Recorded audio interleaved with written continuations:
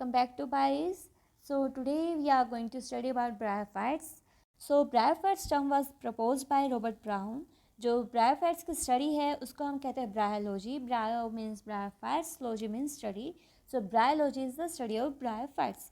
जो Indian bryology के father थे वो कौन थे? प्रोफेसर शिवराम कश्यप. जो ब्रायोफाइट्स हैं उनको हम प्लांट किंगडम का एम्फीबियन भी कहते हैं. क्यों कहते हैं? क्योंकि फीमेल गैमेट के अंदर कुछ सेल्स होती है, ventral canal cells and neck cells. इनकी ओपनिंग के लिए हमें वाटर रिक्वायर्ड होता है. अब इनकी ओपनिंग हो गई, यहाँ से मेल गैमेट एंटर करता है और मेल गैमेट है उसके पैसेज के लिए भी वाटर चाहिए. एंड जो वाटर है वो एग को मेटाबॉलिकली एक्टिव बनाने के लिए भी चाहिए. तो इसी वजह से ब्रायोफाइट्स को हम प्लांट किंगडम का एम्फीबियन कहते हैं. नेक्स्ट आता है general characteristics of bryophytes. First आता है हैबिटेट. जो ब्रायोफाइट्स है वो हमें मिल जाते हैं near the running water tap. इसी वजह से इनको हम कहते हैं स्क्योफाइट्स.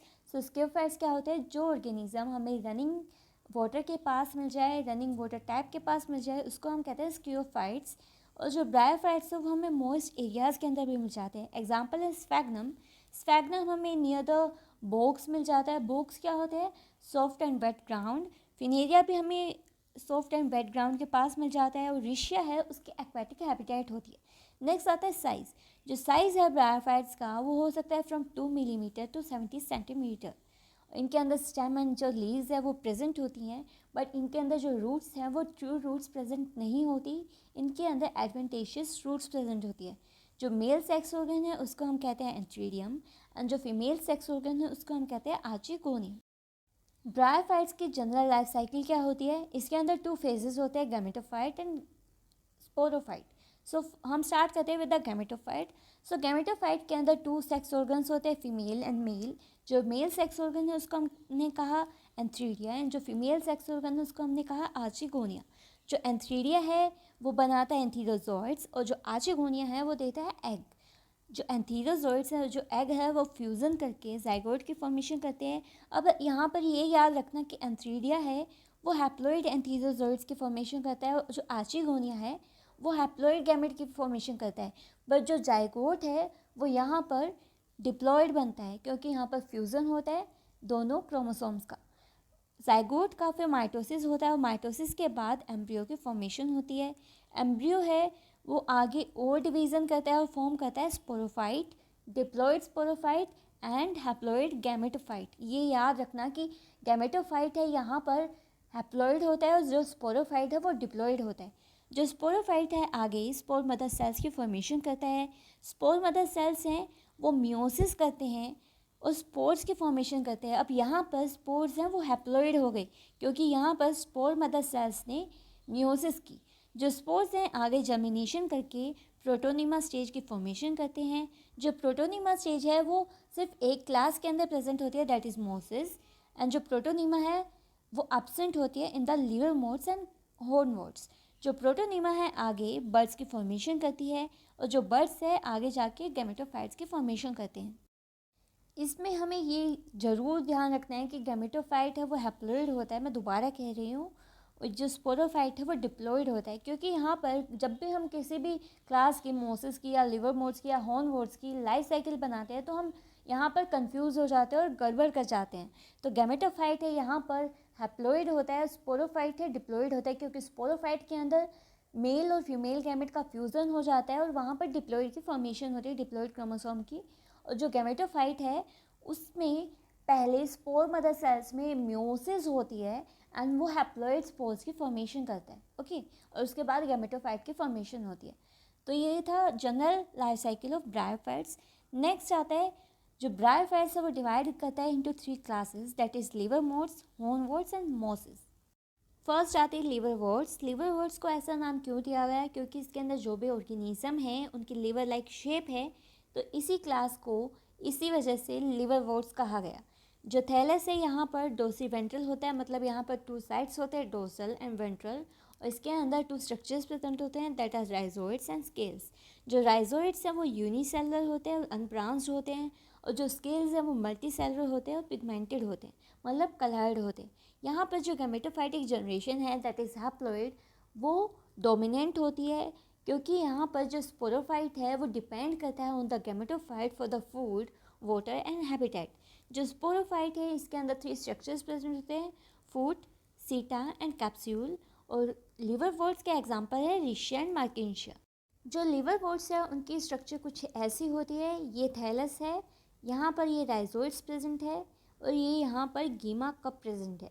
जो ये गीमा कप है वो एसेक्सुअल बर्ड्स होते हैं जो आगे जाके पेरेंट की बॉडी से डिटैच होकर एक न्यू इंडिविजुअल्स की फॉर्मेशन करते हैं। ये यहाँ पर मेल सेक्स ऑर्गन है, दैट इज़ एंथीरिडियोफोर। जो गीमा कप है उसके प्लूरल को हम कहते हैं गीमा, और ये ग्रीन होते हैं, मल्टीसेलुलर होते हैं। और यहाँ पर जो गीमा है वो डेवलप करते हैं इनटू द गीमा कप जो लोकेट करता है ऑन द थैलाई।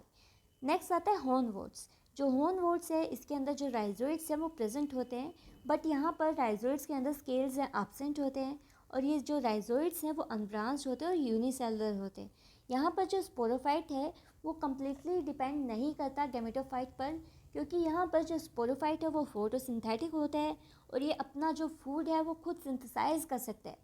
तो ये सिर्फ फूड एंड सिर्फ वाटर एंड हैबिटेट के लिए गैमेटोफाइट पर डिपेंड करता है। तो इसी वजह से हम स्पोरोफाइट को सेमी पैरासाइट भी कह सकते हैं।